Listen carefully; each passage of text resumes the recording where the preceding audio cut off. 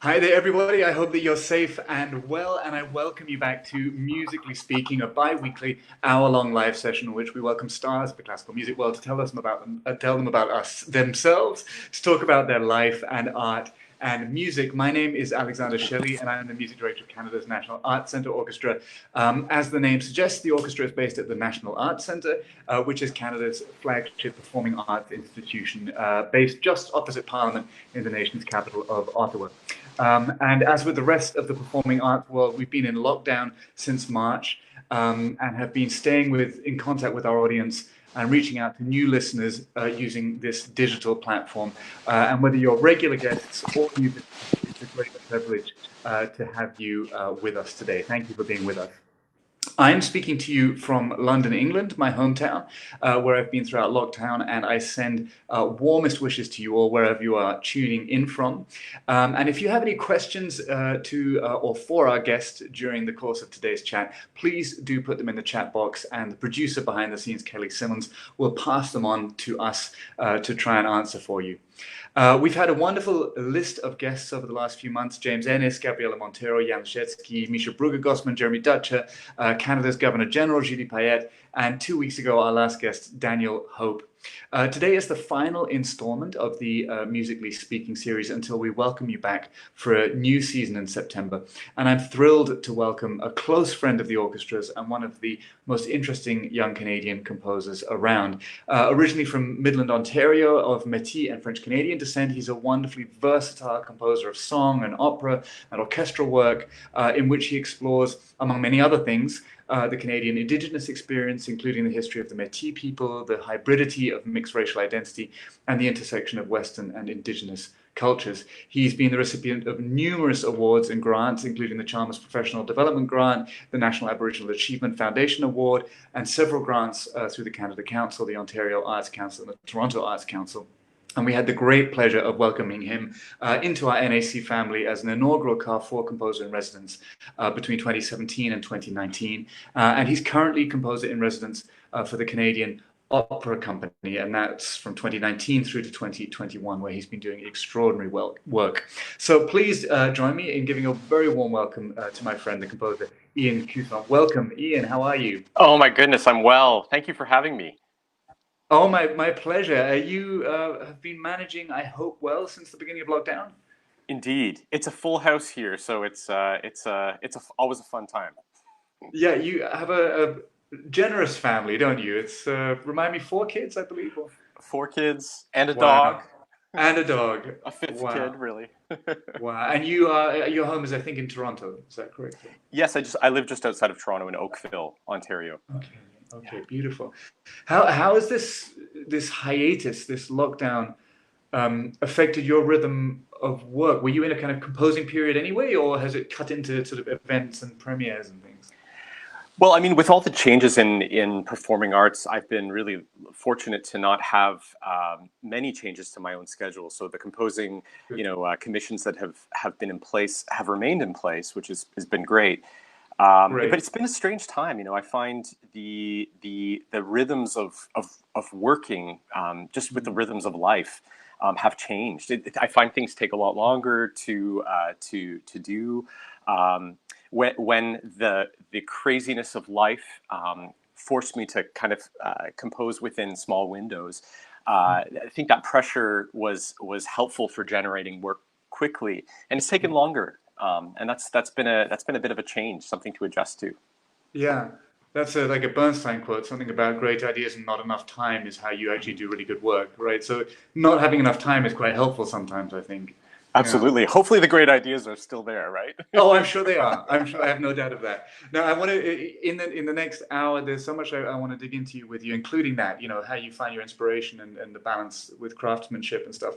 But as I think you might know, I quite often start with like a little quick fire round in these talks, just for fun, like an either or bunch of questions I give, just to help our viewers get to know you a little bit. Are you game for that? Is that okay? I'm down. Okay. And you have vetoes. You don't have to answer anything you don't want to, but give it a go. Okay, here we go. City lights or green expanses? Oh, green expanses. Winter or summer? Winter. Right. So they wouldn't be that green, but I guess you've got coniferous forests. So forest or lake? Lake. Also not that green. So we're getting some contradiction. I'm joking. I'm being silly. Okay, fiction or nonfiction? Oh, fiction. Yeah. Isolation or community? Community. Head or heart? Oh, heart. Listen or talk? Listen. Old school or avant-garde? Old school. Would you prefer to host or be a guest? Be a guest. Okay. Inspiration or craftsmanship? Both. Okay, we'll give you that one. That's my, that's my. And touching on what we had before, deadlines or freedom? Deadlines. I agree. Which is more fulfilling for you, the process or the result? The result. Okay. Expressionism or impressionism? If you had to choose. Impressionism. I thought you might say that. Okay, then these are some composers, either ors. And I've stuck with B today. I don't know why. Beethoven or Berg? Oh, Berg. Oh, Berg. sorry. That's okay. There's no good answers to these. Just be honest. Okay, Beethoven or Berg? So we got Berg. Berg or Britain? Oh, that's an impossible I question. know, it's deliberately annoying. They're almost like a left hand and a right hand. How could you separate them, really? Okay, well, let's try a different one then. What about Berg and Boulez? Oh, Berg. Any day. Wow, okay, so what about this last one then? The big B that I've missed out. What about Berg or Bach? Oh, that's terrible. Bach, of Yeah. course. Bach Yeah, above okay. all. Okay, fine. Now, if you weren't a composer, what would your dream job be? That's a great question. Maybe a doctor. Yeah, Maybe a surgeon. yeah, okay. Also intricate and very detailed and thorough you have to be to, yeah. And the body as a complex, as an Organ. organism. Yeah. Yeah. Okay. And what would you be least good at? Any kind of sales. I can't sell a thing. I just can't. Oh, that's funny. Okay, if you could meet and talk to anyone in history, who would it be? Again, a tricky one. Maybe Britain. Really? Okay. I have some good questions. You have there. all people in all history, but Benjamin Britten, I think, is amazing. But just to make sure it's clear, it's not just music history, all history. No. Okay. Yeah. You have some questions. Yeah. I get it. He's such an interesting character. I think when I think about you as well, and Berg, there's a connection between your language and theirs, and this writing for vocal lines. Anyway, okay, let's finish this up. So, do you have a favorite hobby? Do you have a hobby at all? I've discovered a new hobby: building intricate, tiny models of rooms or it's sort of like doll houses, but exceedingly detailed, where you use tweezers and glue. Okay. Amazing. Well, you see, we're going to get into this for the rest of the views, but I see how when I listen to your music and look at your scores, then you say surgery is the thing for you, and then building intricate models. It's all the same part of your creative mind. I see, but let's let the viewers decide that. What's your greatest fear? I think loneliness. Really? Okay. This is the last question, but it's in sort of 3 parts. You go into a desert island. What book, what movie, what piece of music would you take? Oh. Again, a very tricky question. Book. Maybe War and Peace. It's a long one. It was a great read as well. Piece of music, that's impossible. I guess, would it be a recording or would it be a score? Maybe The Art of the Fugue. Yeah, good choice. You got a lot in there. Yeah, and movie. Ooh, that's a tricky one. Maybe a piece of anime. There's this one grand film called The Gravestone for Fireflies by Takahata, which is a Japanese filmmaker from the 80s. Right. Watched it once thinking I was going to get a light comedic work, and it was the most tragic film I'd ever seen. And it makes me feel so deeply, and I think I'd pick that one. Wow. Okay. Well, thank you for those beautiful answers. So you made it through that sweaty, like either or section. Congratulations. So for viewers, just a reminder, if you have any questions as we go, please do fire them through, and we'll endeavor to get to them. Musically speaking, is not just about us chatting to wonderful guests. It's also, of course, about listening to music. And I want to start with a clip that I'm going to ask the wonderful Kelly Simmons, who's behind the scenes producing, to play. We'll speak about it afterwards, so we'll introduce it afterwards, so to speak. It's J'adore les orages from L'Histoire de Loi by Ian Cusson, based on a text by Michel-Marc Bouchard.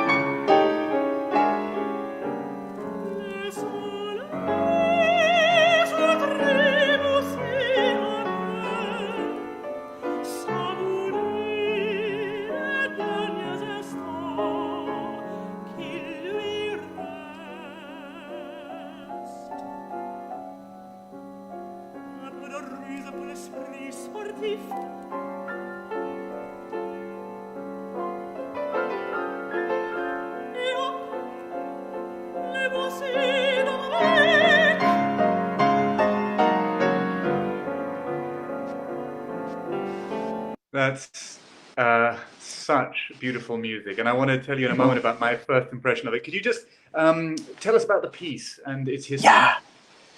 So this is a little concert aria, and it's based on a play, a French play by Michel-Marc Bouchard, as you mentioned, L'Histoire de Loi. I saw the play when I was probably 11 or 12 years old with my school. And it's one of those kind of childhood experiences where you are so deeply impressed by a story written, a children's play in French, and two simple characters, a boy and his best friend, a goose. You might think, okay, this is a silly story, but deeply moving. It's a story about familial violence.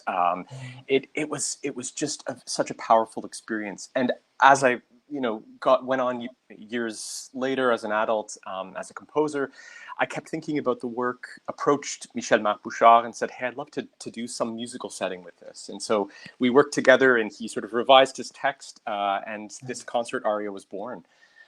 It's fantastic. Oh, thank you. Well, Thank you. I remember, as I mentioned in the introduction, you graced us with your presence from 2017 to 2019 at the NAC as a composer in residence, and I remember listening through to applications at the time, and we had such a wide range of musical languages and voices, and such an extraordinary level. And I remember it very clearly. I was actually in Germany at the time. I was in Nuremberg, and I was sitting in my hotel room, and I put on that piece of music, and I remember being absolutely fascinated. I thought, this is like a 20th century French classic through a 21st century lens, and there was a confidence in the writing and the use of the voice, and dealing with the text and the harmonic, rhythmic, melodic invention and craftsmanship, everything. And I was so intrigued to meet you and work with you. And my initial impression was that whoever was behind these works had a very acute ear and a very good memory for musical languages. But I sensed, as I might have just alluded to also, that whoever wrote it, their main musical reference or starting point was not necessarily 21st century, but actually early to mid 20th century. Do you think that's a fair comment, or would you? I do. I mean, when I think of the first half of the 20th century was such a ripe time musically. And, you know, you mentioned Impressionism, Expressionism, and I was quick to say Impressionism. Yeah. I think you hear some of that reference in the music, but almost as important is Expressionism, and certainly Berg and other works, other composers. It was such an interesting time. It was a time when sort of the rules were being loosened, you know, the sort of understandings of form and structure and sound, and so much great work came. But also such a turbulent time in the world, right? First World War, Second World War, and these grand, incredible works were written in that time. And so it's always been a very important musical touchstone point in my musical thinking. And I think there's a lot in what happened around the early 20th century and the late 19th century that is worth thinking about in today's conversation. Something I want to get to later with you in our conversation about our conversations around culture and license and ownership, which are really challenging and need to be had. You're muted, I think. Not sure. Can you hear me? You got muted. Hello? Can you hear me, Ian? You lost your sound. Yeah, I can hear you, Alexander. Have you got me now, Ian? Maybe you're muted? Have you muted your computer, maybe? He can't hear you. Can he hear you, Kelly? Ian, can you hear me?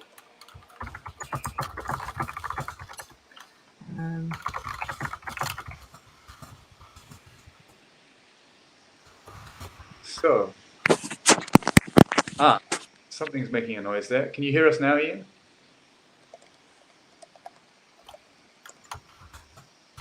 He's not sure. I've got an idea. Why don't we, Kelly, play our next sound excerpt, which is a movement that Ian wrote for us when he was with us at the Mehti, called Where There's a War. And I will we'll try and sort it out, the sound, and get back to you, and we'll talk more about the context of this song. So here's Where There's a Wall from the song cycle Where There's a Wall, based on a poem by Joy Kagawa, and it's sung by Christina Szabo with Ian himself on the piano.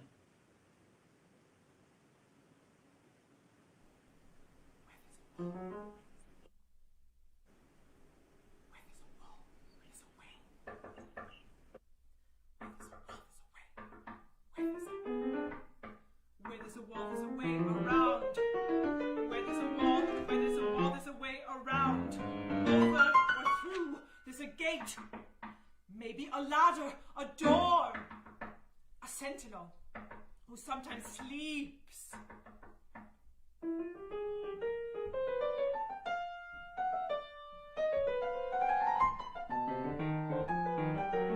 Where there's a wall, there's a way around.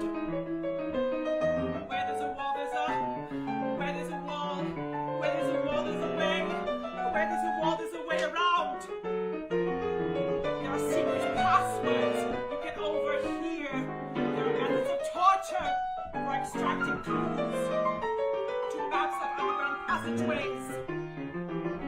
There are zeppelins, helicopters, rockets, bombs, battering rams, armies with trumpets, whose all at once blast shatters the foundations.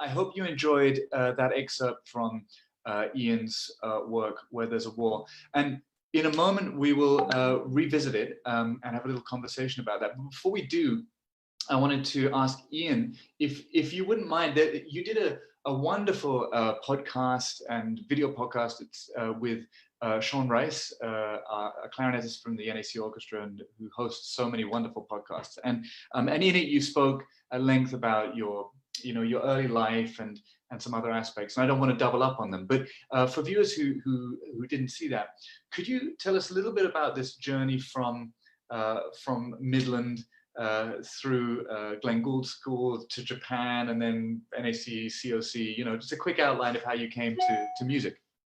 Absolutely. Yeah, I was born in a small town, Midland, and it's a town that has a certain cultural richness, not such a Western art music richness. But as a kid, I had some great teachers and also parents who supported my fascination with art music and opera. And so, as a kid, I learned all of the sort of fundamentals of music, had a chance to study with some really great teachers, and would be given scores as a kid that I would read.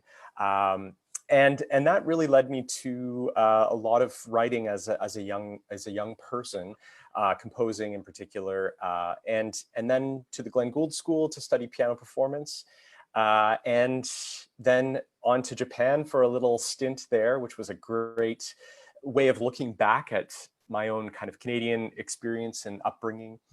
And then on to work, working and having a family, and coming back to composition in my early 30s. So it's been a fascinating journey, and not, I would say, an unconventional one, in the sense that there was a pause point in my 20s where I had babies and sort of grew up and was able to then come back to writing music with maybe a more mature sensibility and a different view of the world. And I was, you're a magnificent pianist. You were playing on that recording we just heard, and you perform regularly your own music. And so it was no surprise to me to find out that you'd study piano. What did surprise me, however, was to learn from that interview that you did that you hadn't actually sort of formally trained as a composer. It was more, and the reason that surprised me is that so much of your work is so carefully and beautifully crafted. It has the hand of the professional on it, someone who has trained very formally. And that's why I think in retrospect, I guess you must have had a fantastic ear for sort of unknitting what you're hearing and learning from it. Is that, again, a fair sort of analysis of how you came to be such a refined craftsman as well? Well, thank you for saying that. I think a fascination, just a kind of open fascination with the world of sound. And that has been fostered and nourished by small local teachers in my small town. And then, I think just sitting in, I'm one of these people who, I spend time sitting on my couch reading scores. I mean, it's I get called the kind of nerd by my family, my children. Yeah. But it's because I can sit with a score and just and kind of disappear into it. Also, thinking about learning to write for the orchestra, I mean, it's a skill set that is particular. One of the greatest things is listening to work either in concert or in recordings, and forcing your ear to dissect what you're hearing. What are the constituent components that make up that particular sound? How are those sounds being placed together? What are the constraints or the spaces around it, and what does that result in? And then being able to sort of take the musical sounds in my own mind and dissect them in a similar way. And actually, I find that the minds of conductors and composers have to get very close, because firstly, conductors have to work very thoroughly and analytically in order to really get into the DNA of what a composer gives you, if you want to have that relationship with the music. But similarly, when we're listening to performances, we're listening to orchestras, it's always that really analytical, exactly how are all the instruments balanced to create the blend that you're hearing now? What could one balance differently to get a different effect? So we're working with what's given to us, but I love the unending number of colors that you have at your disposal when you move to the orchestration phase of a work, and I always imagine it must be very inspiring. Oh, it's fantastic. You know, one of the great things I learned while with Nako in residence during the Carrefour time was just how how sounds can come together and what can make a particular color. And a lot of that just sat through, I mean, I sat through hours and hours and hours of rehearsal and also listened to what were the places that would trip up the orchestra, what would slow down a rehearsal process. So much of what my responsibility is taking the sonic idea and then translating it into a document functionally that can be read and understood by not only the individual players, but by the conductor, and to sort of somehow synthesize and interpret what the sound is that is going on in my brain. And to find the ways to do that in with as much detail as necessary, but not too much detail to sort of suggest every single note has an articulation on it or some description, but with enough information that there's a kind of shorthand that you understand what I'm looking for. And so it's so much about trying to read almost your brain as a conductor and say, what do you need and what can I provide for you, or for the specific player, what do they need to know what I'm asking them to do. So it's a left hand, right hand reciprocal relationship that we have. Yeah, I agree. And when you were a composer in residence on the Carrefour program, we commissioned 2 works from you during that period, and you delivered 2 absolute gems. Now we heard a movement from one of them just now in the piano vocal version, and the version you wrote for us was a sextet and voice. And the other work you wrote was called Le Loup de la Fontaine, and that was for symphony orchestra. Now, could you just tell us a few things about Where There's a Wall? The viewers just listened to it. Those of you who jumped across platforms, you listened to it, just a single movement, but tell us about the cycle briefly. Yes, it's a cycle based on poems of Joy Kogawa, who is just she's truly a gem, and a Canadian, massively important Canadian poet, Japanese Canadian heritage. And the work itself, the poems were sort of the place of inspiration of the texts. She was writing these from the 1960s to the 1980s, the texts that I ended up working with, but very timely for the moment, sort of the cultural moment that we found ourselves in terms of what does it mean to be other in a national setting? What does it mean to be an immigrant, for example? And so I was deeply moved by them, and then thought, well, this is this great opportunity. Nako gave me the opportunity to work with Christina Szabo and 6 fantastic players from the orchestra, and so I was able to then create a work thinking about each of them. Thinking about what they do well, what I'd heard them do in the orchestra, and sort of tailor a work around that. And the work, one of the things I thought a lot about with that piece was how to take each movement and think very formally about how I was creating the movement. So the one we heard is a fugue, which is a form that I've loved and I've written a number of, just because of its sort of proportions and its structure. It's something very beautiful about it. And so that was the structure for the movement, and every movement had a different kind of formal unifying structure. But the whole piece actually takes a Japanese folk melody, the sakura or cherry blossom melody, and it's deconstructed and placed throughout the entire work in fragments and in little pieces, and that's the main motivic material for the whole work. Beautiful. And you've written extensively for voice. It's a métier which is obviously very close to your heart. Language, text. Your wife is a singer, I know. Let's just look at that text, because our audience may not have been able to hear everything, but it's such a rich poem, and there's so much I love in it. Starting with the initial assertion, the very first premise of the poem: where there's a wall, there's a way, which sort of, where there's a wall, there's a way through. But I like to say where there's a wall, a way, because it plays already with where there's a will, there's a way. Yes. And the final stanza talking about the voice from the belly of the wall. But there's the second stanza, where there's a wall, there are words to whisper by loose bricks, wailing prayers to utter, birds to carry messages taped to their feet. And then this, there are letters to be written, poems even. Now, talk to me about how art can help to traverse walls or break them down, because that's the implication of that line, perhaps.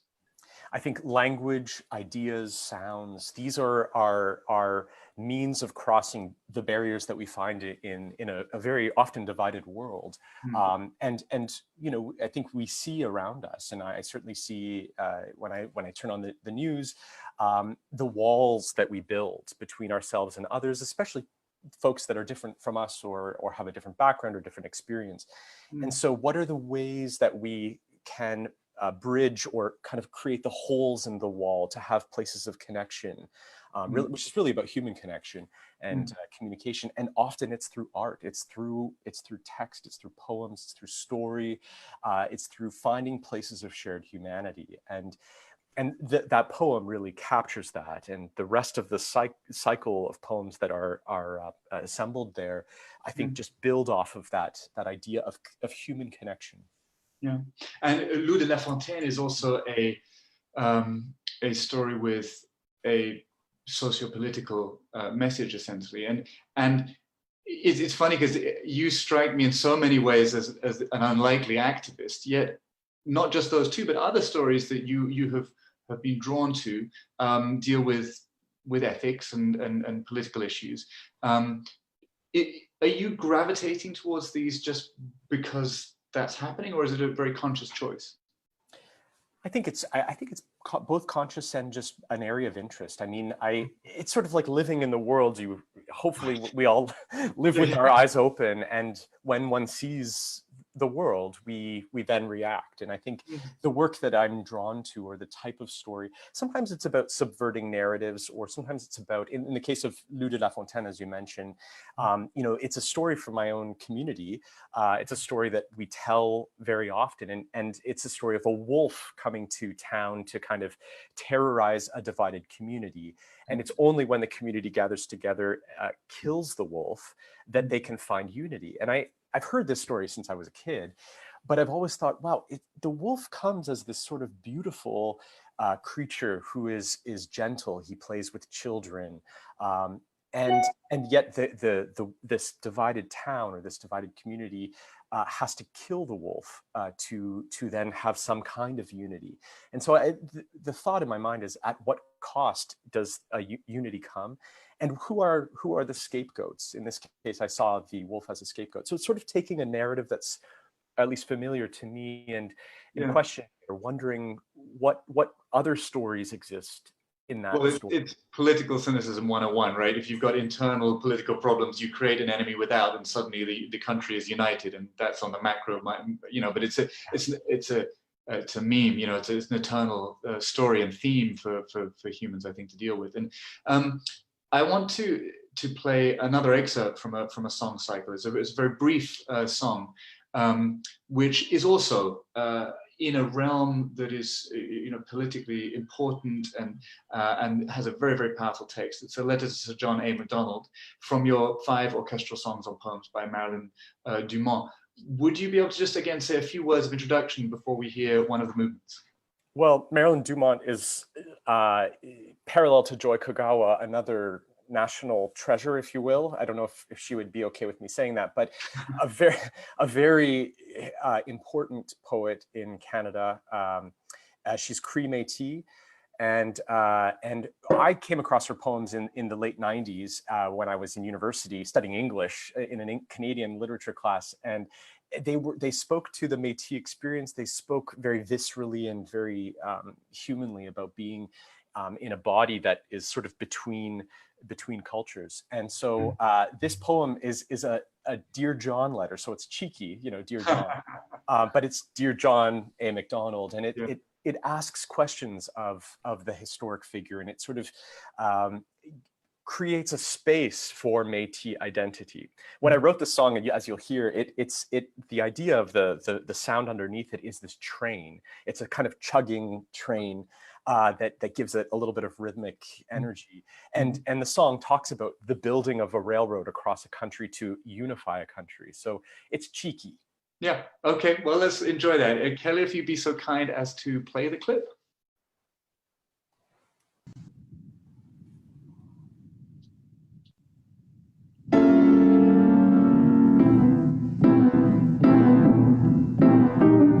Dear John,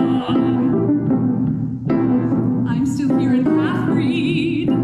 After all these years, you're dead. Funny thing,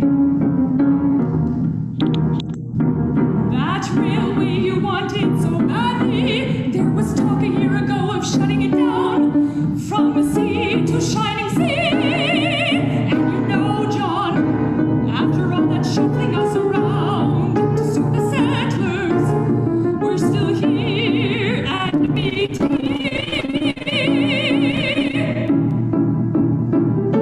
We're still here after Mehti, and one no good for nothing Indian holding up the train, stalling the cabin, syllables, nouns of a settlement, seals it close, and the long sentence of its exploitation. And John, that goddamn railroad never made this a great nation, 'cause the railway shut down, and this country's still quarreling over unity. And real estate, but it just keeps coming back in all the Bill Wilsons, yet to speak out of turn or favor, because you know as well as I that we were railroaded by some steel tracks that didn't last, and some settlers who wouldn't settle. And it's funny we're still here and calling ourselves half-breed.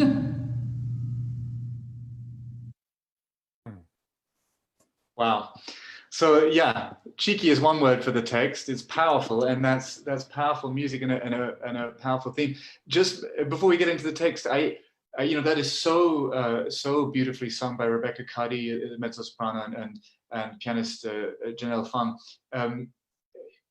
What's your relationship to interpretation of your music? Do you find that a pleasurable experience to hear? You know, put it out there in the world and let other people do what they will with it. I mean, this was a stunning performance. I mean, in general, you know, Yes. What's your relationship to that? It's a grand question. The challenge, you know, one thing actually I'm most sensitive to is our tempi, like the tempo, the speed at which a piece is played or performed. And I'm often, one thing I notice about myself is that my mind thinks faster than what usually happens in performance. But when there's a great deviation from sort of my idea, it is the most unsettling thing in my body. So I'm quite open to other forms of sort of freedom and play, but when the speed at which the work happens in my brain differs in performance, it can be quite unsettling. Well, you know, that it's a very interesting theme because it comes up in, you know, most areas of interpretation is a question of tempo, but particularly with specific people like Beethoven, his symphonies and other things. And I think a useful analogy for people listening is that if let's say a painter creates something that's pointillist, and you require a certain distance from the painting in order to get the impression. If you're too close, which would be a very slow tempo, let's say, then all you see are the dots. You don't get an impression of it. And if you're too far away, you know, you need to get the right distance from the painting, which is the equivalent of the tempo, because then the details come to life in a certain way or not. And it, depending on the composer, it is fundamental. And people, you know, performers, I think, very often will sort of say, well, you know, it's kind of like meant as a guideline, but I think it's the starting point. And if you don't end there, you have to ask yourself some very fundamental questions. Did the composer get it really wrong, or have you got something wrong? Right. But it's just interesting to hear you say that, because other composers sort of have different relations to it. Yes, to me, like there's this weird balance in a lot of my work. I expect to kind of the sort of push and pull of tempo for expression. And when something is very robotic, unless that's what I'm specifying, that can feel also jarring. But it really lands on tempo. It's funny how important that is to me. And so to answer your question, I mean, thankfully I've had the opportunity to work with some of the best performers in the world, and so it's great to have, you know, I often learn things about the work when I hear an interpretation, and so that is really helpful for me. And it feels, I'll be honest, it feels very disembodied by the time we're in a rehearsal.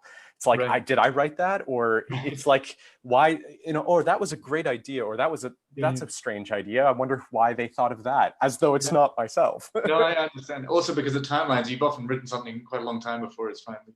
Absolutely. So this is both the singer, the poet, and you, Mehti.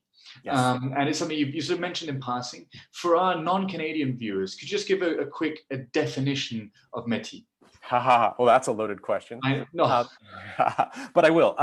So the Métis people are often understood as a distinct indigenous people in Canada, and our ancestry is from a mix of settler people and First Nations people. Often are associated, as my family is, with like, for example, the Northwest Company. This was a trading company that worked along the waterways of Canada and traded with indigenous peoples, and so families were born and communities were born as a result of these mixes. And often these communities, they while they have different ancestral strands, they didn't see themselves as European, nor did they see themselves as First Nation. And so they became these distinct people groups that have particular homelands in Canada. And so that's the Métis people. Sure. I mean, we don't often people will say, oh, you don't look the way I would have expected you to look. And that's another kind of reality of the mixing that has happened over generations. But, sure. Well, we're all, you know, one way or another. Yeah. And just as we move into that territory, could you, at least from your perspective, describe musical traditional cultures that you understand or perceive from Métis culture? Yes. A really strong one, and probably the most distinctive tradition, musical tradition in Métis culture, is fiddling, which has parallels to other traditions and other cultures, and it comes from a European place, but takes on its own life in the cultural world of Métis communities in terms of how it's used and the dancing that happens with it. So, you know, growing up, again, I heard a lot of this kind of music, and we'll find ways in a number of works that I write to reference it, to bring it in and suggest this rich cultural fabric that is there. And there's interesting things when I look at the way that say Métis fiddle tunes are constructed. They often lack a kind of symmetry that we would see in some European traditions. They can be almost completely asymmetrical lines, which is, so on a structural level, they actually look and sound a certain way. And sometimes you can think, oh, that feels off, because we're so used to a kind of, 4/8 measure symmetry. And that doesn't always show up in these. Well, I mean, there's something that we talked about the 20th century and early 20th century, and I think this is just before our technical breakdown. But the interconnectedness of the world ramped up completely at that point, where suddenly European composers were able to hear and experience music from the West and from the East and from the North and from the South, and these uneven time signatures suddenly became de rigueur, and they became then part of the in whatever the umbrella means, classical music world, and pentatonic, which had anyway moved across the continent with the movement of peoples, came to the fore, and so on and so forth. The anthropology of music is quite extraordinary, but sped up so fast at the beginning of the 20th century, and it does throw up I find right now when we're talking and having important conversations around the question of identity, it throws up some very, very complex questions, things that are very hard to unknit, particularly in an iconoclastic sort of classic time that we're living through now, where we want to have to get rid of certain images and ideas in order to clear the air. One of the things I think about when I, for example, read your biography is that in particular communities, and right now I'd say, at least from my perspective, the BIPOC communities, there is a responsibility put on the shoulder of artistic leaders like yourself to not only be great at what they do, but to be representatives of the community. Now, that's a very natural thing, and I think it's an important part of that conversation. But I often imagine that it could be a boon, but it could also be a burden. How do you feel that? And if so, how do you relate to it? It is a real reality. I try to be very careful in saying that, I do only speak for myself. And while I'm held to account by my community, I am not the end-all voice on Métis Western art music, if we want to make a category there, or indigenous music. And that this is one of the most important things that I think that we ought to understand, is that Canada is made up of many, many, many nations of indigenous peoples with different language, with different cultural practices, with that can look almost completely opposite one to the other. And so there is no sort of pan-indigenous idea. And so I think it's the responsibility of individual artists to know the limits of what they can say on behalf of a people. And at the same time to say, and I think of Jeremy Dutcher and other great artists that are doing important work, is to say, hopefully there can also be a sense of example or encouragement to indigenous artists to say, there are spaces for you to, like, for example, to work with this great orchestra in Canada, and to write work for them, and to shape a new sound and a new path forward. And so it's holding those two things together, right? It's saying one wants to be an encouragement and hopefully bring people along with you through these opportunities, but at the same time to say, I can only really speak for myself, and we ought to listen to a multiplicity of voices within the Indigenous community to get that kind of full, wholesome, whole picture.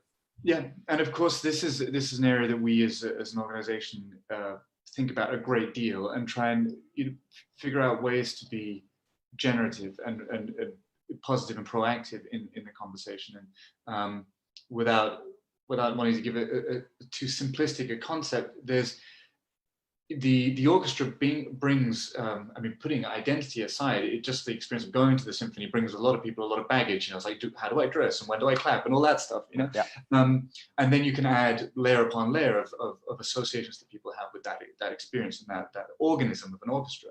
And at the same time, I see it as one of the most expressive and exciting tools that humanity has ever created. And it is a tool. It is a vehicle for you as a composer or another artist to communicate with other people. And the reason it's so beautiful is because it's a living, breathing organism. You have 60 or 80 or 100 experts in their fields who will get inside the music you've written, and through them speak then to a larger audience. And the question for me is, how do we facilitate that? How do we unburden ourselves of certain baggage and make clear that what we're interested in is being a vessel for communication?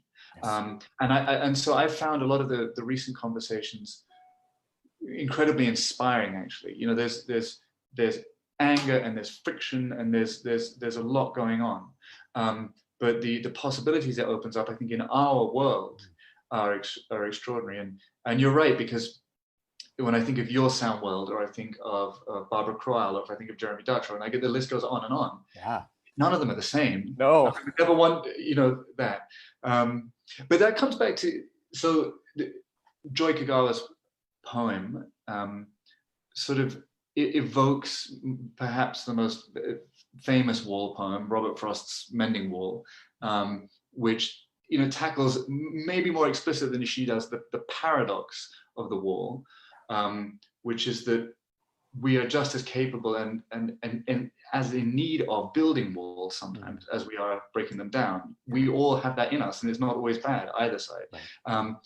And it's famously, he says, good fences make good neighbors, and then he says, but I want to know, what I'm walling in or what I'm walling out, and to whom I'm giving offense. And I think that's part of this conversation, is we want to tear down the right walls, because actually in order to ensure that the license is given, we need to put up certain new walls. And that's the thing that interests me also, because part of the discussion around identity is saying, first of all, don't railroad us, to quote the other text, but also give us a space in which, and even that turn of phrase is maybe the not right one. Give us that's to do with ownership, but that's a very interesting area also. What walls do we need, and what limits do you think other composers should feel? Let's say, for the sake of argument, a German composer is inspired by a Mehti text. Where do you stand on that question of position?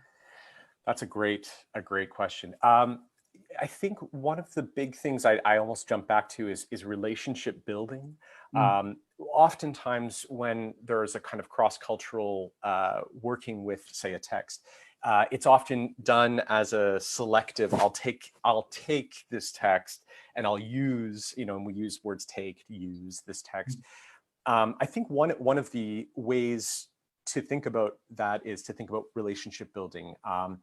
For example, let's say I want to tell a story about a particular indigenous community that is not my own.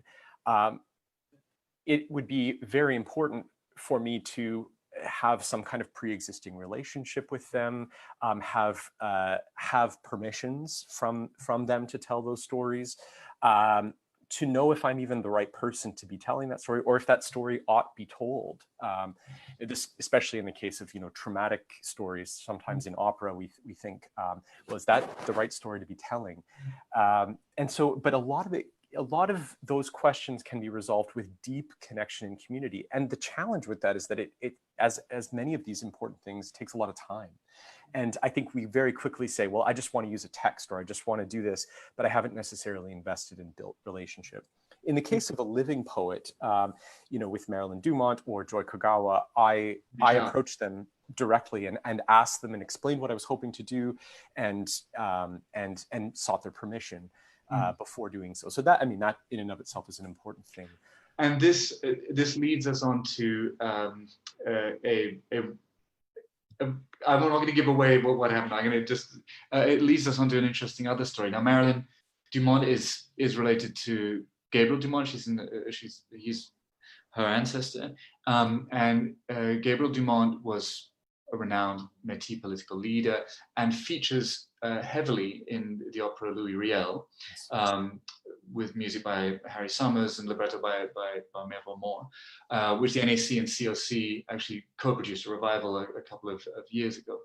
And there's an excellent book on the relationship between Riel and Dumont in the Extraordinary Canadian series.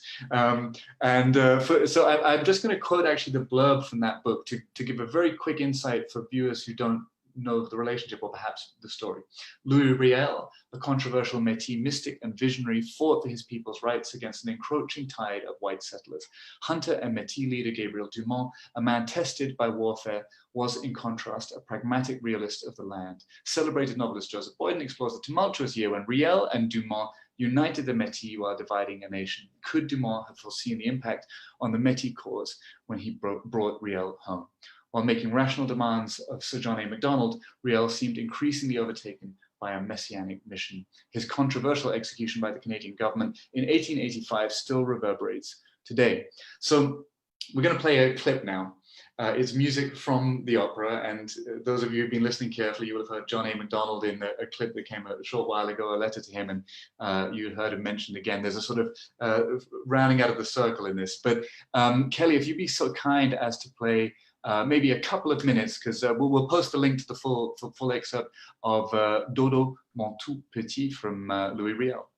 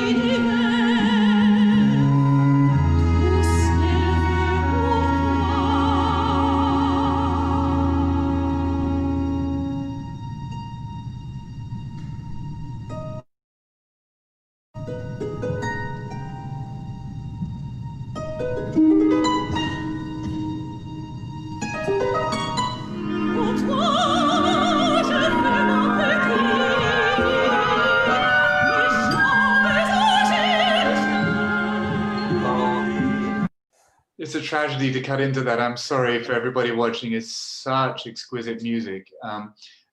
You can find the rest of that. I think we posted a link, but it's Dodo Mon Tout Petit. And I was a little disingenuous when I said it came from the opera. It does now, but that was written by Ian Cusson. Ian, can you tell us the story behind that? Sure. There was a piece of music in the opera by Harry Summers and Mavor Moore, which had actually pre-existed the opera. It was written before they wrote the bulk of the opera in 1967.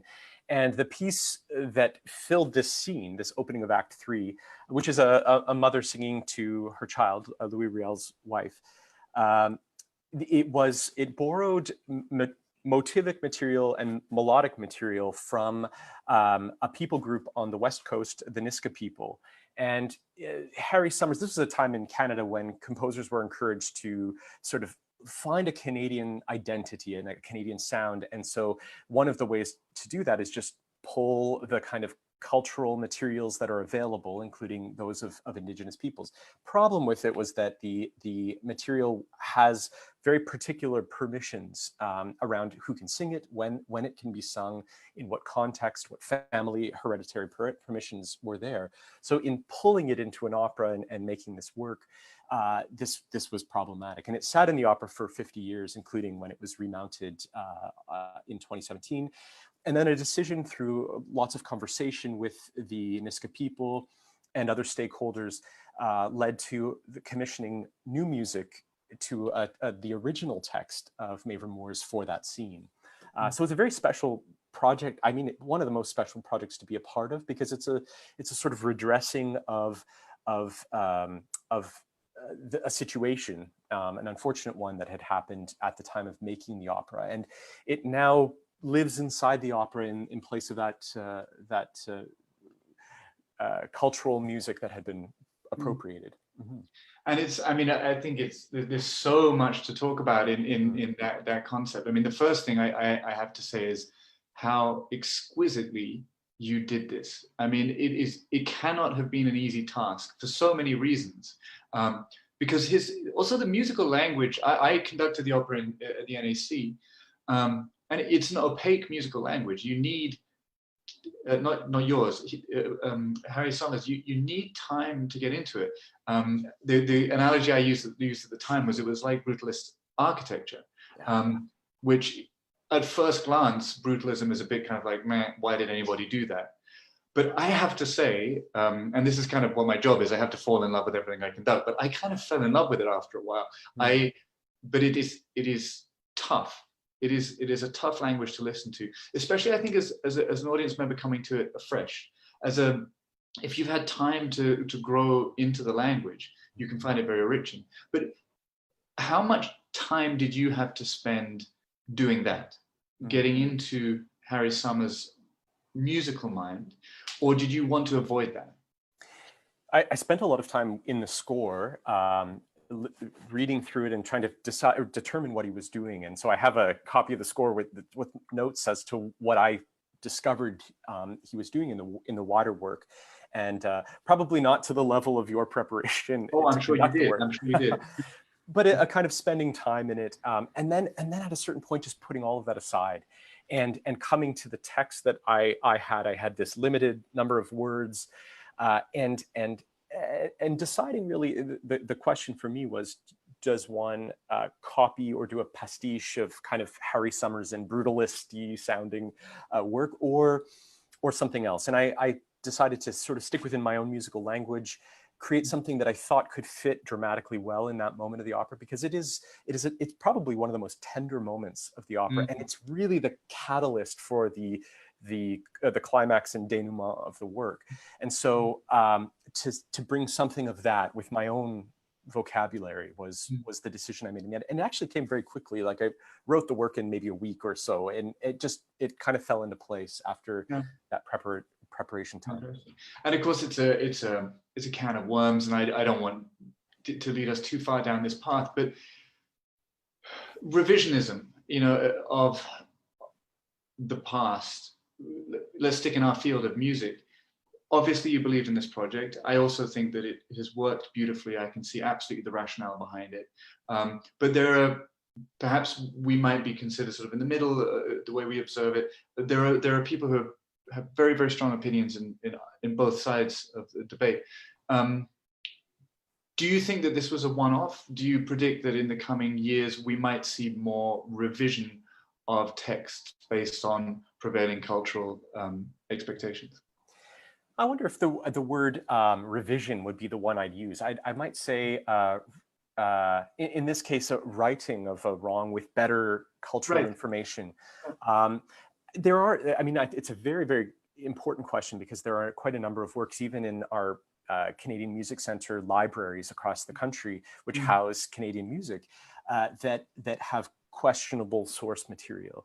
And I don't think every case is a matter of censoring or removing, but often it's bringing new information to those works. It might, in some cases, be an explanatory note. In some cases, it might be a suggestion of not performing the work or choosing other repertoire. Hopefully, it creates, at the very least, I would say, a thought process for awareness. Yeah, an awareness for us to think about future works that we write, and how we approach material that is not from our own wheelhouse or culture. And I think that already, I mean, in the last 5-10 years, there's already been a sea change in the way people think about that and go about it, which is really great. You know, yes, it's exciting. So anyway, it was. I've just seen a comment from Ken McKinley. He thinks that the new work fits so much better than what was originally in Louis Riel, which is very nice to hear. And Jane Watson from the NAC asks when the two of us will collaborate again. And my answer is, I hope very soon. We had a whole sort of, you know, the world has somewhat been, the cards have been thrown up in the air. We have to see where everything lands. But Loulou de la Fontaine, for example, I remember we had quite extensive discussions at the time, because you conceived that work.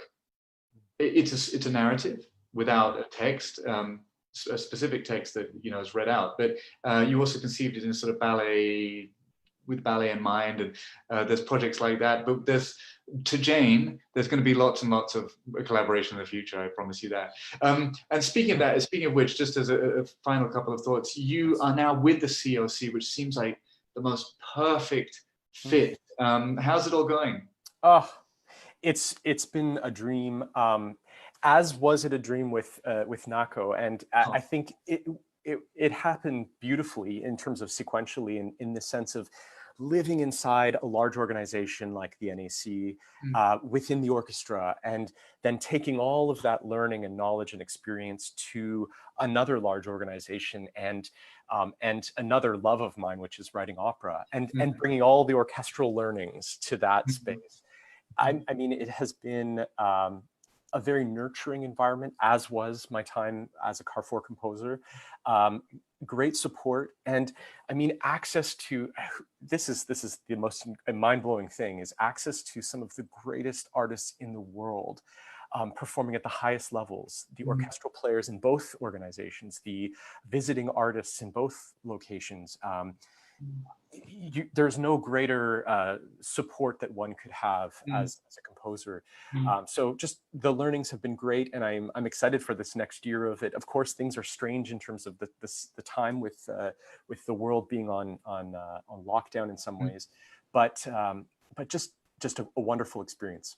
Good. And while you mentioned the artists, I think everybody could see it on screen, which is why I didn't immediately mention it. But it was, of course, Simone Osborne who was singing Dodomont tout petit with the COC Orchestra, and Johannes Davies conducting back then. Just as a final thought, I want to play a clip from this. I think it's your most recent work, The Garden of Earthly Delights. Is that right? It is. Tell us a little bit about it, because we're going to play out with that. Yes. So a fantastic duo on the East Coast, Duo Concertante, commissioned as part of quite a large project called The Ecology of Being. They put together this great project where they commissioned 5 composers to write new works, to respond to sort of the natural environment, the impacts of climate change. And so 5 very different composers have created works, including myself. So I wrote this piece. In fact, it hasn't even had its premiere. So getting to hear this minute clip or so that we'll listen to on the way out is a little preview taste. We'll hear it on August 10th. It'll be premiered with the Tuckmore Chamber Music Festival. So fantastic. Well, listen, Ian, and to the audience, firstly, I'm sorry we had a little sort of technical glitch and we had to switch around. Ian, thank you for your patience in that, and thank you for your time today and the fabulous work you do. I think I speak for the entire orchestra and administration of the NAC when I say it was just a delight and inspiration to have you and the family for those 2 years. And speaking of family, please send our warmest wishes to your family. And here's to our next meeting. So thank you so much. This was the final episode of Musically Speaking until September, when we'll be back with you again. And let's hope we can be more in the flesh than we are now. I want to thank all of you who've been listening in over the last few months for your interest and for your support. I do hope the series has been enlightening and enriching. Please do visit the NAC website, nac-cna.ca, where there'll continue to be lots of great content, particularly from our musicians who continue to post throughout the summer, as well as updates on what we'll be presenting for you in the fall and when we'll be back on stage. Please do also like this page, Alexander Shelley Conductor at Facebook, or Alexander Shelley, Alexander_Shelley on Instagram, or at Shelley Conduct on Twitter. A huge thank you to the NAC and to Facebook who've made these discussions possible, and to the miraculous Kelly Simmons, who produces from behind the scenes and hops us from one platform to the other if something goes wrong. So as Ian mentioned, and to play us out hot off the press, this is a performance by Duo Concertante of Ian Cusson's brand new work, The Garden of Earthly Delights. Thank you for being with us, and have a great summer.